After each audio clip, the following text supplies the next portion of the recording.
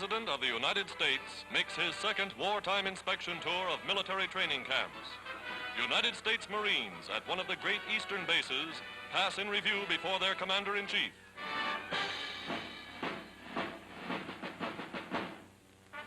Traveling further south, Mr. Roosevelt sees at first hand the growth and progress of America's vast new military machine.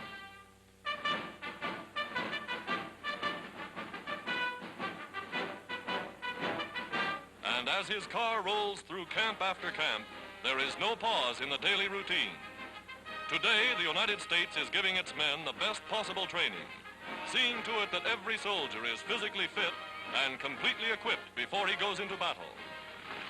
The President views with satisfaction the success of the air training program. All America working to speed the day of victory for the United Nations.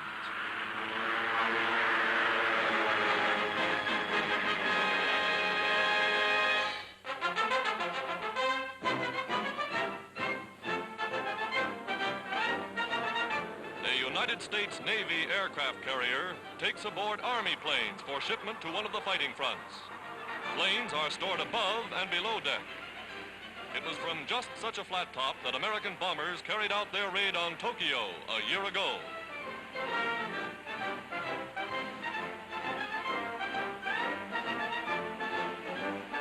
Now, loading up at sea with oil and ammunition. Machine guns ready, planes ready, and they take off for some new base on land.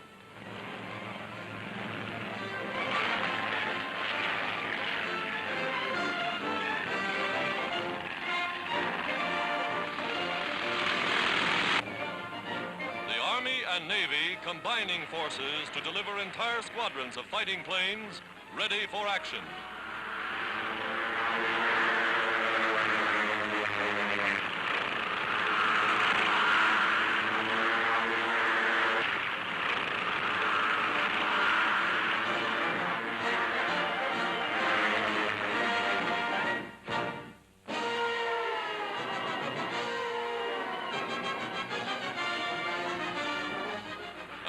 Air forces over North Africa.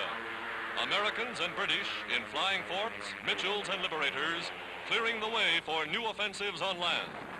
Through a hail of enemy flak, the big ships roar on. Their objective, the Marat Line.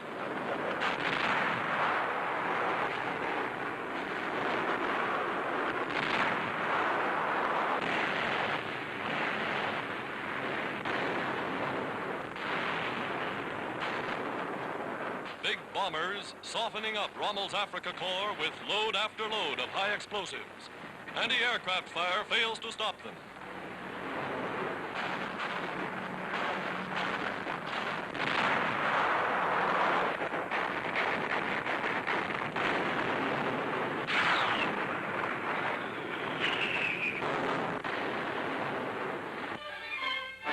The famous Marat Line, now in British hands. Behind these concrete emplacements, Rommel was expected to make a stand.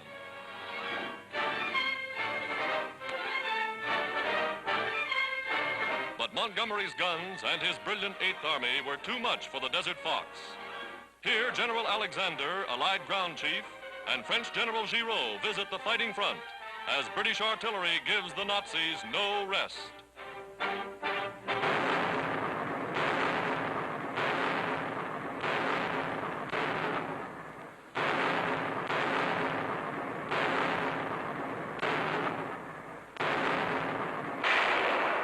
Gurkhas advancing. These are the warriors who stormed the Merit Heights in hand-to-hand fighting. Now, in the American sector, United States tanks take their place in the Allied strategy to drive Rommel into the sea. The commander, Lieutenant General Patton, surveys the Axis positions.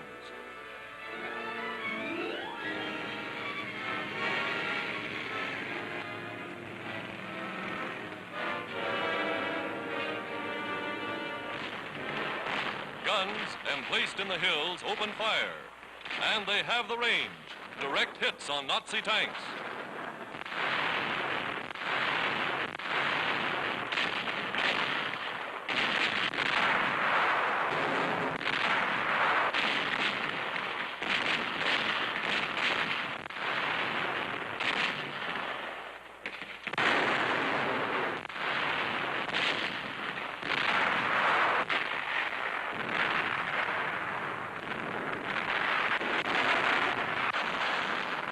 The general grins with satisfaction.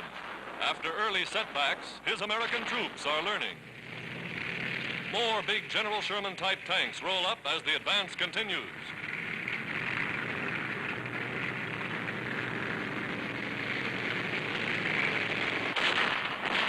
Now, streaming toward the last mountainous barriers to join the magnificent British, Yankee gunners see inspiring evidence of Allied superiority over the vaunted German Mark IVs.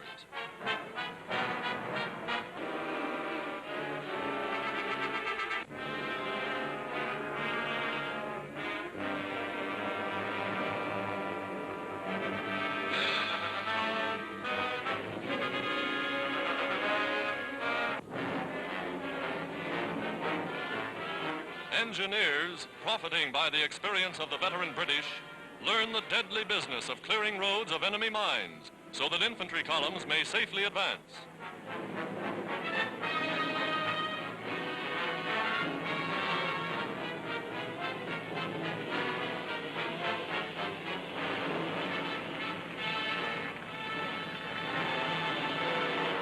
A Junkers 88 attacks the supply line, bombing the road.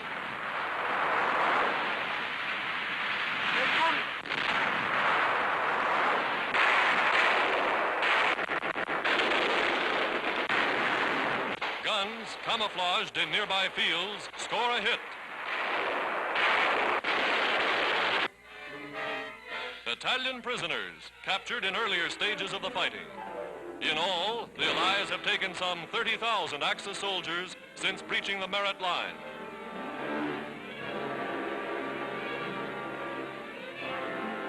A meal of United States Army field rations is quite a banquet for members of the elite German Africa Corps.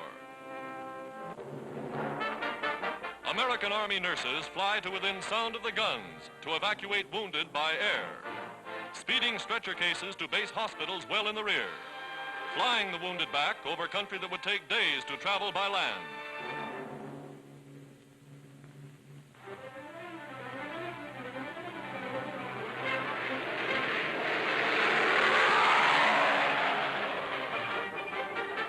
General Eisenhower, Allied commander in North Africa, visits General Patton's frontline headquarters as the combined Allied force bottle up the Nazis in the northeast corner of Tunisia.